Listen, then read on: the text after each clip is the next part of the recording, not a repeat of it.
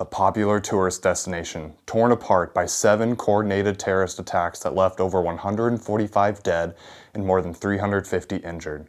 Being called the 9/11 of France, these attacks left the entire world speechless and helpless as explosions and gunfire drowned out cheers and shouts of joy across the country's various attractions. The world's questions and doubts were quickly answered as the terror organization ISIS stepped forward, claiming responsibility for these gruesome attacks on humanity. Monarch Nation News brings you this exclusive timeline of events across France, as told by NBC News. 9:20 p.m.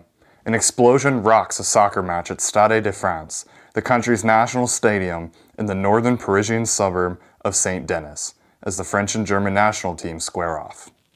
The blast by a suicide bomber using an explosive belt packed with bolts kills the bomber and another person.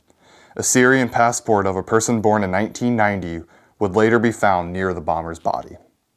French President François Hollande, who is among the spectators at the match, is evacuated from the stadium after the blast, but the game continues. 9:25 p.m. In the 10th arrondissement of Paris, a neighborhood that's home to many bars, restaurants, and cafes on the banks surrounding the Canal Saint-Martin, gunmen in a black vehicle wielding Kalashnikovs opened fire on patrons at the Le Carillon Bar and La Petite Cambodge, a Cambodian and Vietnamese restaurant. 15 people were killed and 10 suffered critical injuries. Investigators would later find around 100 shell casings of different calibers at the scene. 9:30 p.m. A suicide bomber detonates an explosive vest near Gate H of the stadium, but only the bomber is killed in this attack. 9:32 p.m.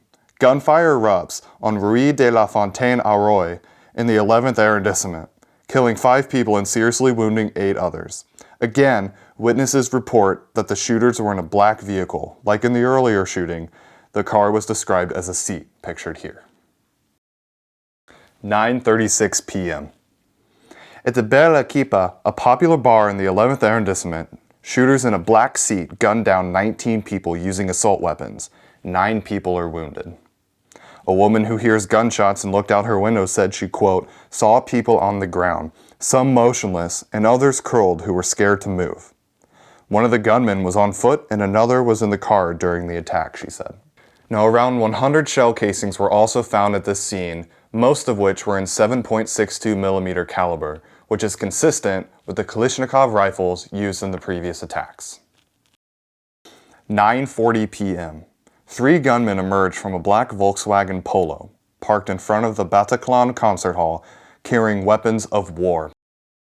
They stormed the nightclub where American band Eagles of Death Metal are playing before a packed crowd, firing bursts as they enter and taking the audience hostage. They then turn their weapons on the crowd. Concertgoers dropped to the floor, some playing dead. The gunmen fired randomly at first, pausing to reload several times. They tried to kill as many people as possible, and they were very calm. 87 civilians were killed. Witnesses reported the attackers crying the known phrase, Allahu Akbar.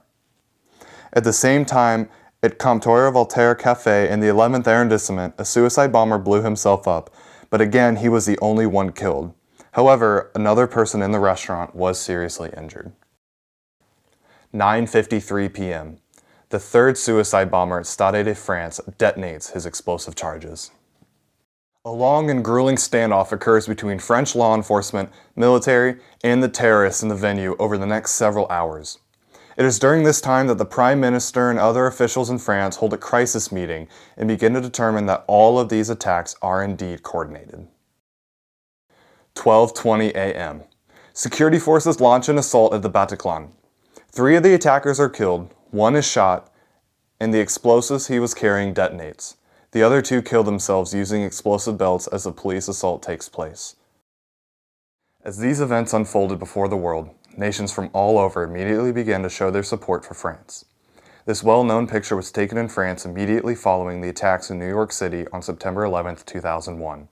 This act of recognition and unity is seen all across the country and world as buildings and structures, including Omaha's own Bob Carey pedestrian bridge, are lit up in France's colors. These vicious attacks have shed an ever-growing light on the cruel and senseless nature of ISIS and terrorist organizations around the globe. However, despite the bloodshed, a sense of unity and solidarity can be felt around the globe rather than fear. Now, Monarch Nation News will continue to keep you updated as further developments unfold in the coming months. Here with Monarch Nation News, I'm Daniel Rich.